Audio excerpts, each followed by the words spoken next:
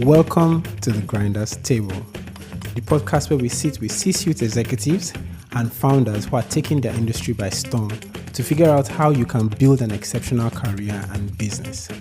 Together, we'll try to uncover how they are both defying the odds and what you can learn from their experience.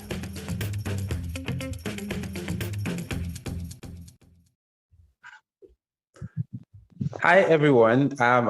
This week I have an amazing person. But in my usual fashion, I don't like to introduce people. I'll allow Eman introduce herself. So, Eman. Thank you so much, Owen. So, hi, everyone. Very excited to join this amazing podcast today.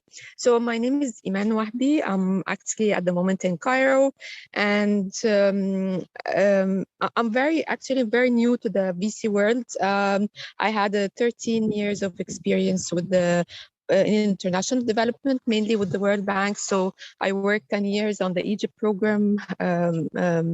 Fortunate to have worked on projects worth more than $2 billion US.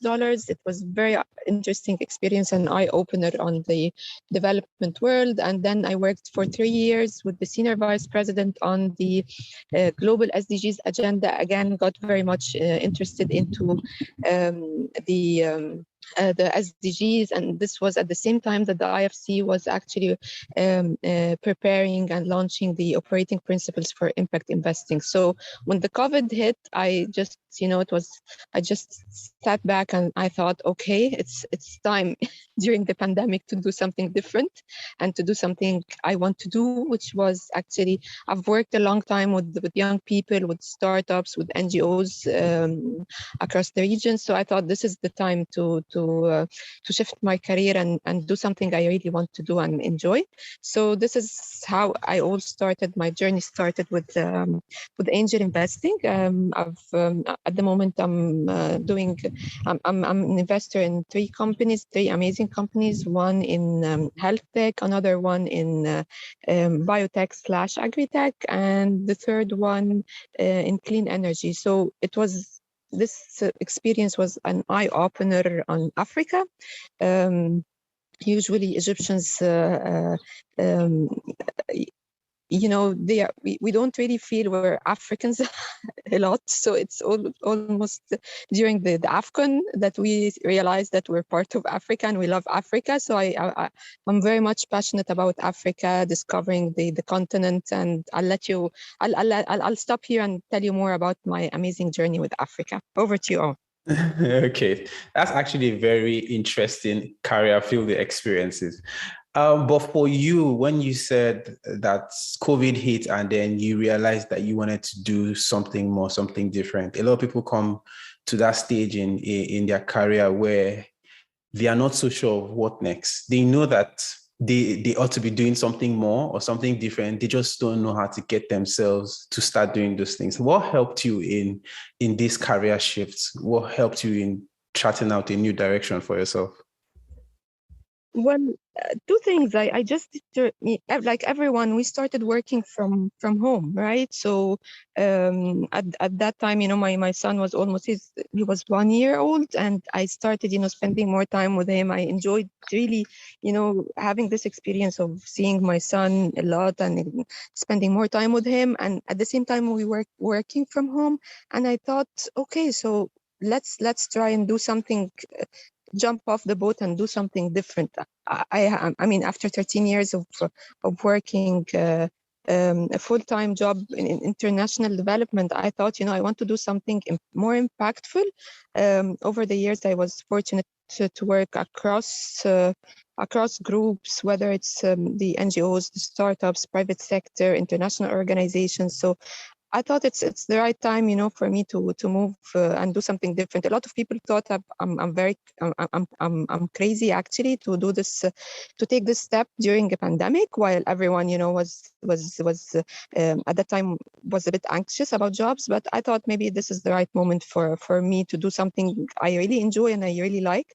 And I thought, today sitting here, I'm happy because I discovered myself in wearing another hat. I enjoy working working hands-on with the companies. I'm very much into, the green economy, the blue economy, and the impact investing. This is something, why you work and you're enjoying what you're doing. It's something you're discovering stuff every day. You're learning every day. So the learning process is didn't stop. So I do really encourage anyone working, and the moment you feel that you're not gaining new skills, you're not learning anything new, maybe it's the time for you to reconsider and hop off the boat. Yeah, absolutely, I agree. And one of the advice I give young people and people in career generally, or business actually, is don't just jump into business, right? Have some corporate career, because there are certain transferable skills. What are your thoughts on that, on working in a corporate structure first before jumping into a business or jumping into that next entrepreneurial thing? Absolutely, couldn't agree more with you on that. And this is I've seen all the time during my work with young people while working with the World Bank. We've seen it like in lagging region and across this disadvantaged communities, that those who worked actually, when they had a successful career, they learned something new and then started their own business. They start at a more advanced step, others than those who just went out and just started their own business. Of course, there's an exception for every case, but I think it's always best to try yourself to see what exactly you like, because sometimes you change careers. I started my career initially in journalism, and then I loved the world of international development and community development. So I changed jobs. I went ahead. I did my master's in community development. So this is it. So you need to try things yourself to decide what maybe you like something else. You want to do something else. Okay, and let's go to managing people, because I know you were in leadership positions at various times in your career. In terms of managing teams or managing stakeholders, whether you're managing up or managing down, what tips do you have to share around that? Because I know that when you are dealing with human beings, you have to get very deliberate with how you manage people to get the best out of them. Well, one thing I've learned from like this multi-stakeholder engagement is that not a single meeting I had with different groups, different actors, unless it was very much enriching to the assignment I was working on. So I do encourage everyone, if they are working on a new product, new solution, talk to people. I mean, we're human beings. We like to be connecting. We like to engage with others. So it's always important to test whatever you want to do with others, with people who might be using your product or solution. And it has been always, I mean, they always came with great ideas I've never thought of, right? So sometimes people, at the beginning, they are a bit shy of saying, hey, I have something different. So try to engage those who are shy, who might not be, speaking a lot. So speak out, let them feel comfortable to speak, and let them speak out their mind freely. You'll come up with amazing stuff, and this helps. I mean, in my work, it always helped. With their feedback, it always helps in working on a new competition, on a new project, whatever it is. So just listen, be a good listener. Yeah, listening, actually, top point. Would you be open to sharing one time you made a mistake, a big mistake, or a career-defining mistake, or anything, right? And how you pulled yourself out of that? Because generally, everybody tries to be a perfectionist. Nobody wants to make mistakes. And when you then make that mistake, you struggle to pull yourself out of it, maybe because your self-worth or the value you placed on yourself, or the value people place on you, gets the hit. What mistake have you made, if you're open to sharing, and how did you manage that scenario?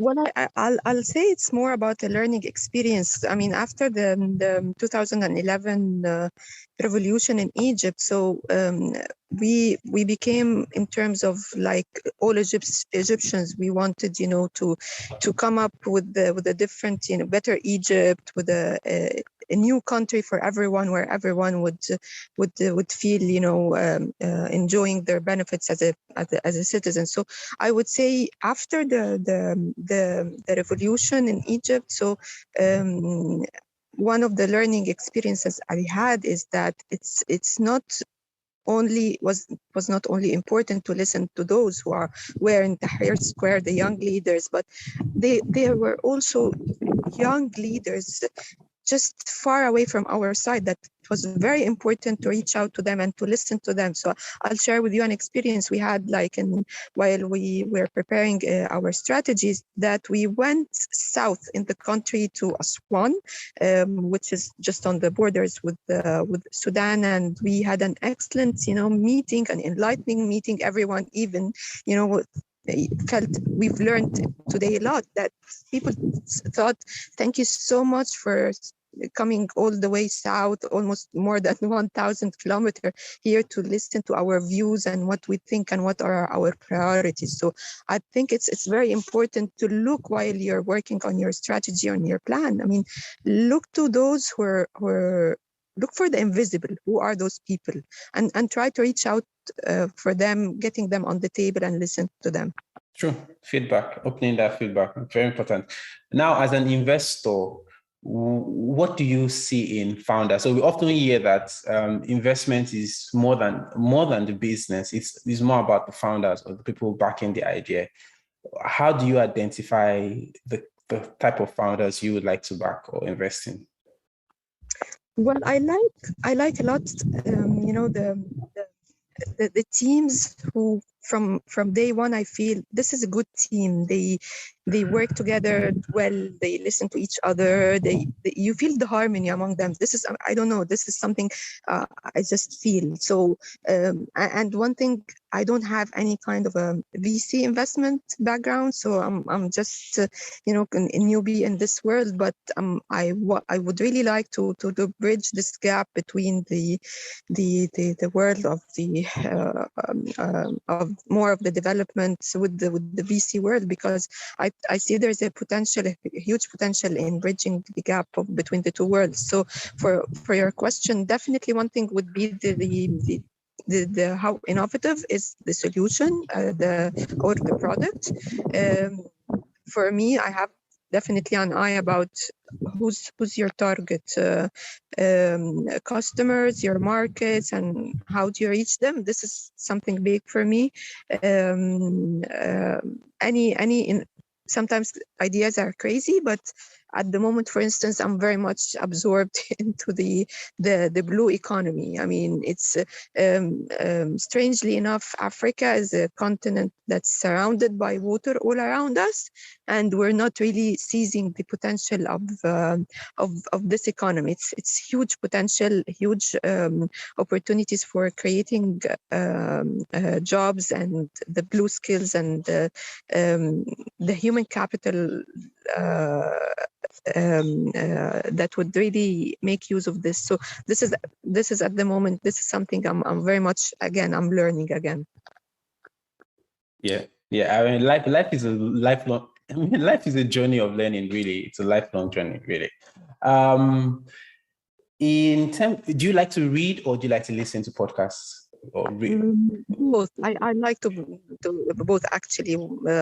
I like listening to podcasts, and also I like reading books a lot. Yeah.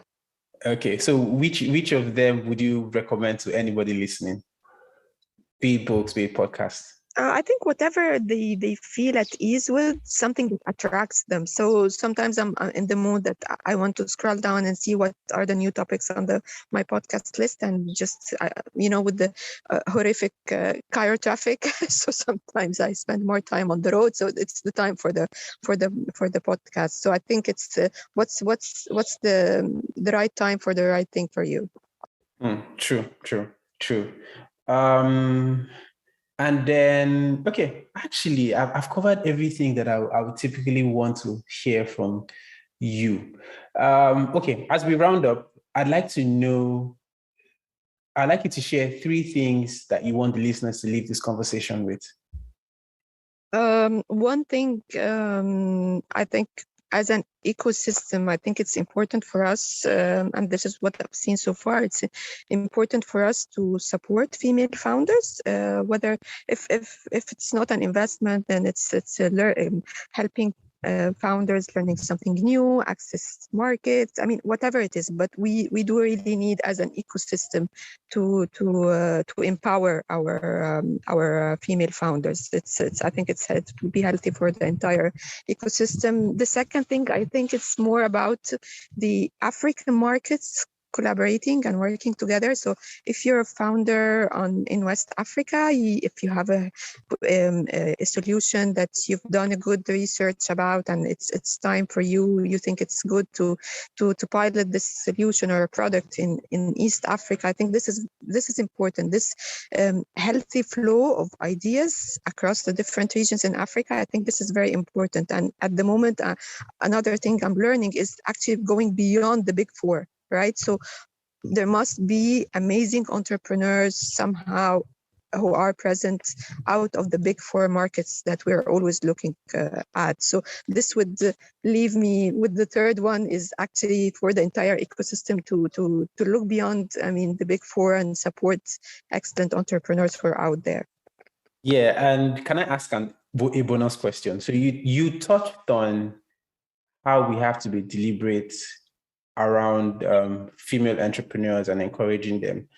And I've been opportune to work in programs where we had to push the programs towards the female population. However, the uptake wasn't as good as we would have expected. How or what do you think that developmental organizations, investors, and people alike can do to encourage more women to go into entrepreneurship or go into more value-adding activities? Well, I think it's our responsibility first to go to them, right? So we need to identify, whether it's universities, whether it's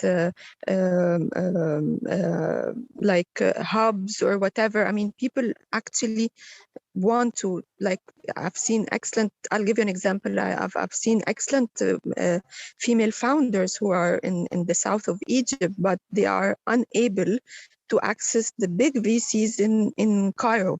Simply because they don't speak the English, there are certain things I found that's constraining for female founders to access the ecosystem. So sometimes they are shy, maybe they are sometimes comfortable speaking to a woman investor and opening up easily. So cultural, I think it's very important to have in consideration the also cultural diversity in each region. So I would say this is something important. Yeah. Thank you so much, Eman. And I really, really appreciate you spending your time to speak with us. Thank you once again. Thank you so much for having me. It was amazing being with you today. Thanks. Yeah, have a great day. Thanks, you too. Bye. That's all on today's episode of The Grinders Table, and thank you for listening. If you enjoyed this episode and you'd like to support the podcast, please share it with others, post about it on social media, or leave a rating and review. To catch all the latest from me, you can follow me on Instagram and Twitter at MonsieurOM. That's at Monsieur for Miss in French, OM. Thanks again, and I'll see you next time.